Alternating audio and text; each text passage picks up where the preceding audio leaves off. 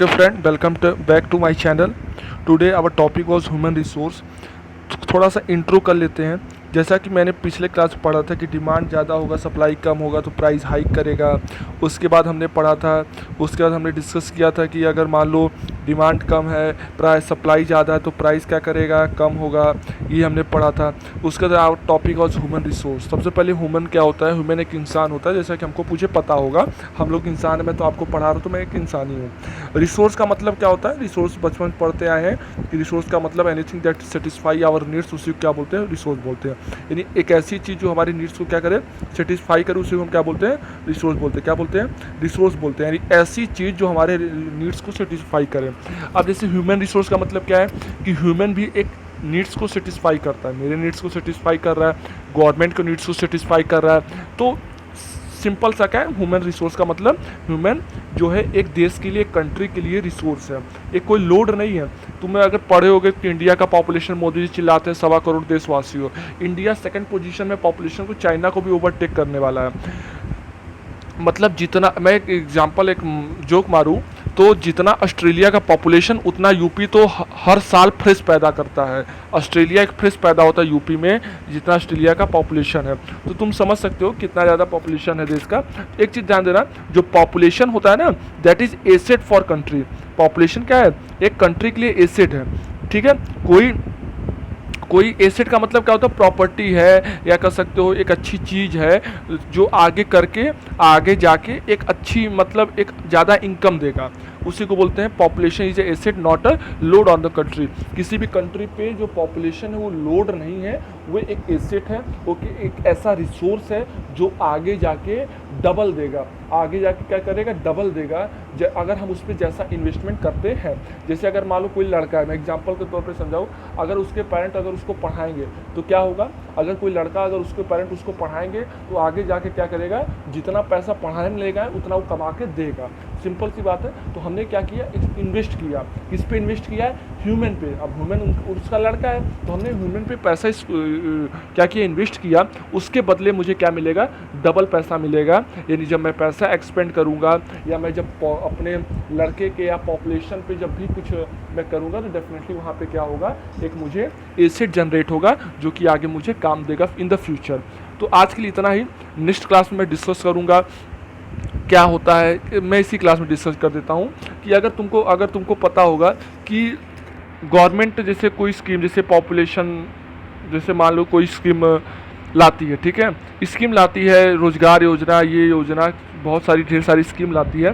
तो ढेर सारी स्कीम में क्या रहता है कि गवर्नमेंट जो है, एक मिनट लिख दूँ, गवर्नमेंट क्या करती है? ढेर सारी स्कीम लाती है। क्या करती है? ढेर सारी क्या लगाती है? स्कीम लाती है। स्कीम में ढेर सारी क्या होता है? स्कीम होता है। तो स्कीम में क्या होता है? स्कीम में गवर्नमेंट क्या करती है? जैसे कि युवाओं को प्रेरणा देती है, ठीक है, उसके बाद महिलाओं को कुछ देती है, ठीक है, विधवा पेंशन जैसे स्कीम तो नॉट, मतलब कुछ ना कुछ करती रहती है गवर्नमेंट युवाओं के लिए, किसी न किसी के लिए। जैसे अगर मान लो भी कोविड-19 आया, तो कोविड-19 में गवर्नमेंट क्या कर रही है? लोगों को एक तरह से क्या करे? मदद कर रही है, ठीक है। तो मदद कर रही है, या तो किसी को डेंगू हो गया, जैसे हम पढ़ रहे हैं कि कैंसर फ्री इंडिया होगा, टाइफाइड फ्री इंडिया होगा। तो गवर्नमेंट ऐसा क्यों कर रहा है? गवर्नमेंट इसलिए कर रहा है कि गवर्नमेंट ये चाहता है कि जो मेरी कंट्री है, जो मेरे कंट्री के लोग हैं, वो हमारे लिए एसेट हैं। क्या है? गवर्नमेंट इसलिए कर रहा है, GOI मतलब गवर्नमेंट ऑफ इंडिया इसलिए कर रहा है, किसी भी कंट्री गवर्नमेंट, मैं इंडिया की बात कर रहा हूँ, एक रेफरेंस मान के चल रहा हूँ, क्योंकि पॉपुलेशन क्या है? एसेट है। आज अगर मैं उनको बचा लिया, आज उनका अगर सेहत खराब है, अगर मैं उनकी मदद कर दिया, तो कल वो क्या करेंगे? हमें इनकम दुगना जनरेट करेंगे जितना मैं उन पर एक्सपेंड नहीं किया हूँ। क्योंकि अगर पॉपुलेशन है हमारे कंट्री का, तो पॉपुलेशन का एक यूज़ करना, एक सही जगह यूज़ करना, वो इंपॉर्टेंट होता है। अगर पॉपुलेशन है तो कोई दिक्कत वाली बात नहीं है, पर पॉपुलेशन एक एसेट होता है, इतना हमको मान के चलना है। तो मतलब कहने का मतलब क्या है कि हमें ह्यूमन को यूज़ करना है। ह्यूमन को रिसोर्स एक है, ह्यूमन एक एज अ रिसोर्स है जिसको मुझे यूज़ करना है। तो जब तक ह्यूमन नहीं होगा तब तक कोई रिसोर्स नहीं है। अगर ह्यूमन नहीं होगा तो पानी कौन पिएगा? तो पानी रिसोर्स रहा ही नहीं गया। यानी अगर ह्यूमन रहेगा तभी रिसोर्स होगा, यानी ह्यूमन से बड़ा कोई रिसोर्स नहीं है। यानी फर्स्ट प्रायोरिटी मैं किसको देता हूँ? ह्यूमन को देता हूँ, यानी ह्यूमन एज अ रिसोर्स। तो गवर्नमेंट क्या करती है? ढेर सारी स्कीम लाती है, ढेर सारी चीज़ें करती है। इससे क्या होता है कि इनकम, गवर्नमेंट को क्या होता है? इनकम जनरेट होता है, जो कि उसके लिए क्या होता है? फ़ायदेमंद होता है, जिससे हम लोग विदेश जाते हैं। जैसे होता क्या है, इससे गवर्नमेंट को फ़ायदा क्या होगा, मैं कुछ आपको एग्जांपल के तौर पे समझा दूँ कि जैसे आप समझिए कि अगर मैं पढ़ लिया, मैं कोई भी इंसान अगर वो क्या कर लिया, एजुकेट हो गया, ठीक है, एजुकेट हो गया, तो मान लो आईआईटीएन हो गया, तो वो फॉरेन जाएगा, कोई फॉरेन कंपनी उससे ले गई, क्या करी, फॉरेन कंपनी ले गई। अब जब वो, यानी ध्यान समझो कि अगर मैं एग्जांपल के तौर पे समझा रहा हूँ कि अगर मान लो ये इंडिया है, ठीक है, मैं थोड़ा सा दिक्कत होगा, try to understand, try to manage it, ठीक है। अगर ये इंडिया है, क्या है, ठीक है, अगर ये इंडिया है तो इंडिया में जो फॉरेनर कंपनी आएगी वो फॉरेन कंपनी इंडियन को ले जाएगी।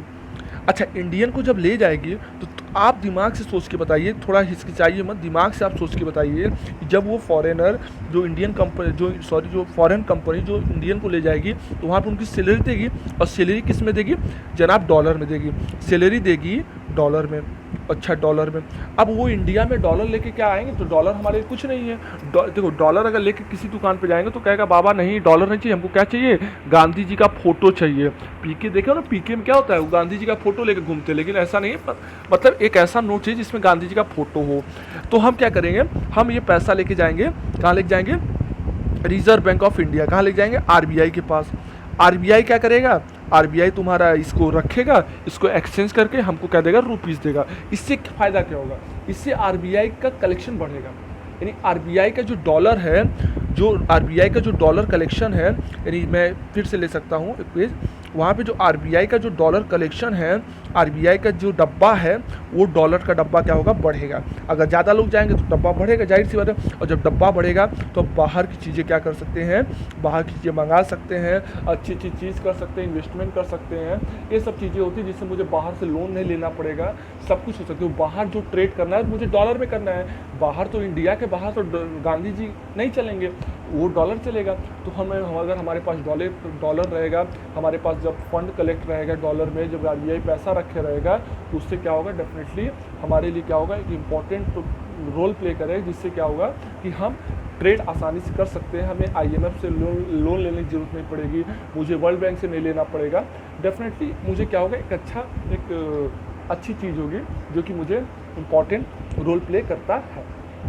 तो thank you for watching my video, and like and subscribe my channel if you think that it is good explanation by me. Okay, thank you.